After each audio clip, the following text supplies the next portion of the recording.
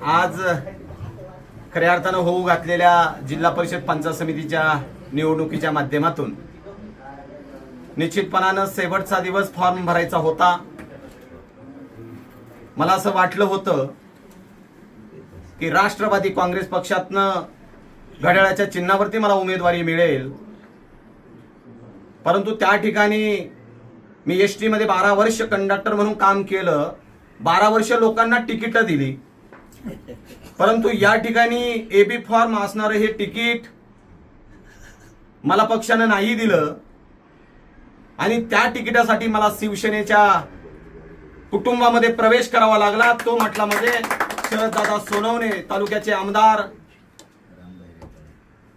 त्याच्यानंतर महाराष्ट्र राज्याचे शिवसेनेचे सचिव रेपाळे साहेब आणि ज्यांनी मला आग्रह केला, विश्वास नाना असतील, त्या राजू गायकर असतील, वायजी गायकर असतील, संतोषजी मेंगळ असतील, विकासजी राऊत असतील,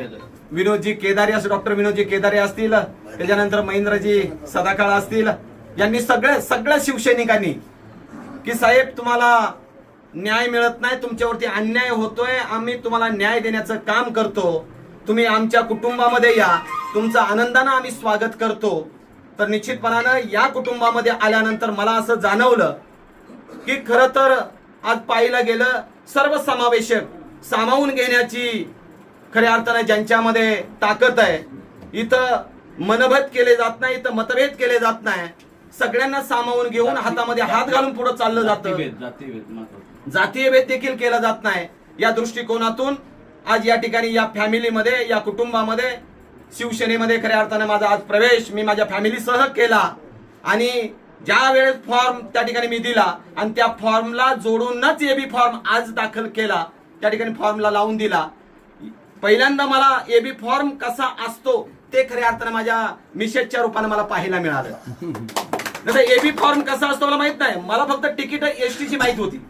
कारण 12 वर्ष कंडक्टर म्हणून काम केलं, ती तिकिटाची माहित होती, फक्त ती एसटीची माहित होती. या ठिकाणी उमेदवारी जे तिकीट वगैरे दिलं जातं ते माहित नव्हतं, फक्त शिवसेनेच्या माध्यमातून खऱ्या अर्थानं हे तिकीट मला माहित झालं आणि इथून पुढं जोमानं ताकदीनं